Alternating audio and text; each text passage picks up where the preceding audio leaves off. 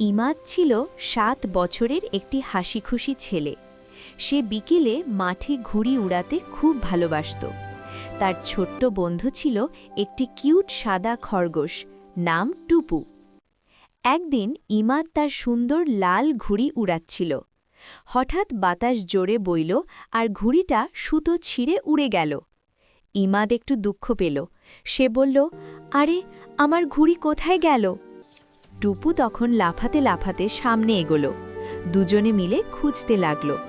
হঠাৎ টুপু একটা গাছের দিকে লাফ দিয়ে দেখালো। গাছের ডালে আটকে আছে ইমাদের লাল ঘুড়ি। ইমাদ সাবধানে ডালটা নিচে টেনে ঘুড়িটা নামালো। ইমাদ হাসতে হাসতে বলল, ইয়ে, আমার ঘুড়ি ফিরে পেয়েছি। সে টুপুকে আদর করে বলল, ধন্যবাদ টুপু। টুপু খুশিতে ছোট্ট লাফ দিল। সেদিন ইমাদ শিখল, ভালো বন্ধু থাকলে সব সমস্যাই সহজ হয়ে যায়।